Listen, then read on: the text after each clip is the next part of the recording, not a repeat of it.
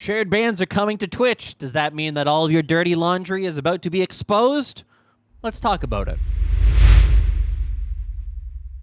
Hey guys, and welcome back to another video. Guys, today we are talking about shared bans, a brand new functionality that is launching today. This feature is pretty robust in how it actually works. I'm actually a little bit impressed with the design choices that they've actually made on this, but it is a little bit complicated, so you're going to have to kind of walk with me on this as I explain it to you.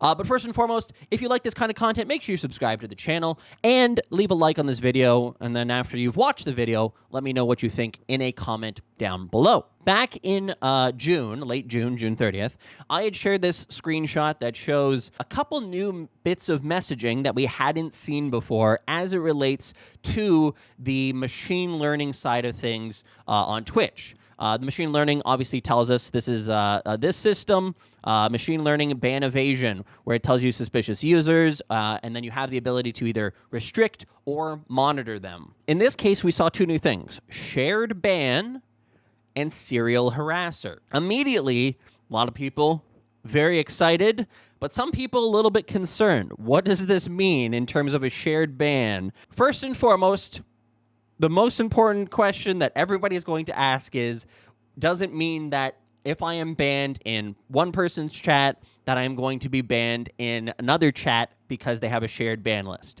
The answer is no. No actual bans will occur in other channels that have this relationship with one another, okay? So just putting that out there right off the top, I know it's going to be the #1 question that everybody's going to ask because, again, I've seen it already.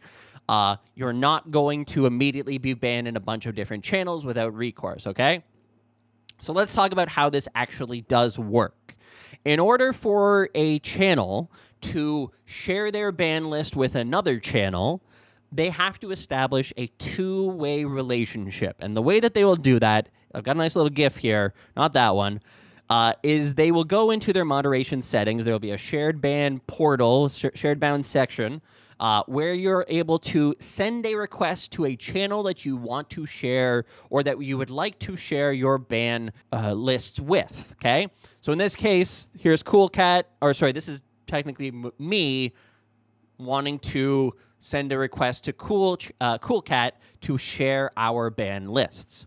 Coolcat then will get a notification in their dashboard saying that Zach Bussey wants to share his ban information with you, and he will either say yes or no, and if they say yes, then a relationship is established. There is now a handshake between the two channels, okay?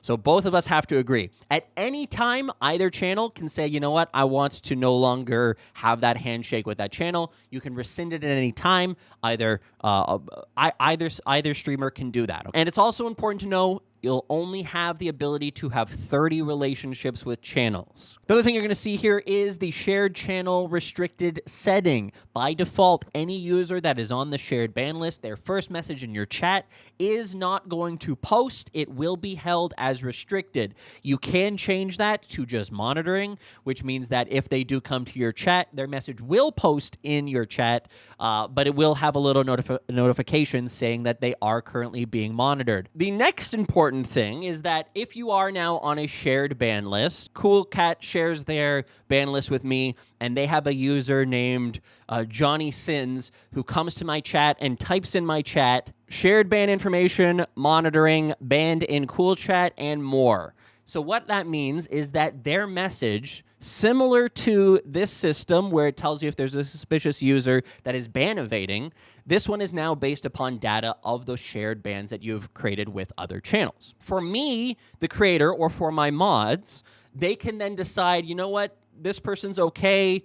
We're going to allow the message through. We're going to mark them as a trusted user. We're going to not have them be restricted. That decision that my mods or I make is sticky. So if they did get banned in another channel after they were already on a shared ban list and I or my mods marked it as trusted, then any subsequent bans after that would not actually then put them back on that list in my channel. I've already basically approved them. I've already marked them as trusted. They're not ever going to end up getting added to that shared ban list again in my chat. The last thing that I think is important to know is that the link up, the syncing of the shared ban list is instantaneous. It is in real time all the time.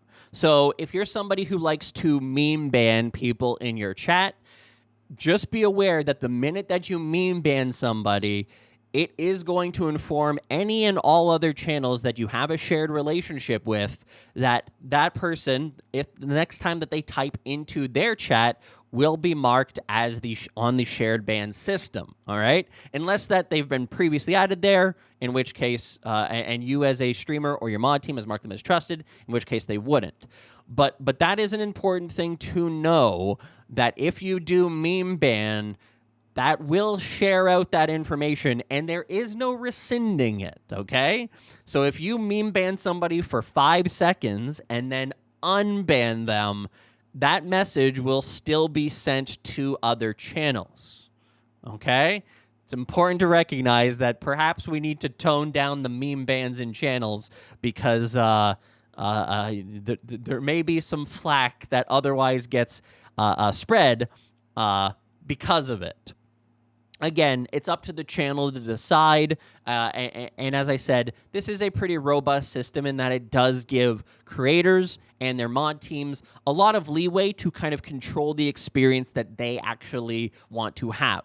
The last thing that we need to talk about here is the serial harasser tag, and what that means is it's somebody who has been banned in multiple channels that you have an established relationship with. Now, the question is, why wouldn't Twitch just ban a serial harasser? What value do they actually provide? And the answer is actually pretty simple: time. Sometimes trust and safety might have a significant backlog of reports that they're actually dealing with, and as such, they don't get to it immediately. They try their best, but they obviously cannot do it in real time. And so what this does is that people who are going to be shitty online are probably going to be shitty, banned, move on to the next channel, be shitty, banned, move on to the next channel, shitty, banned, etc., right?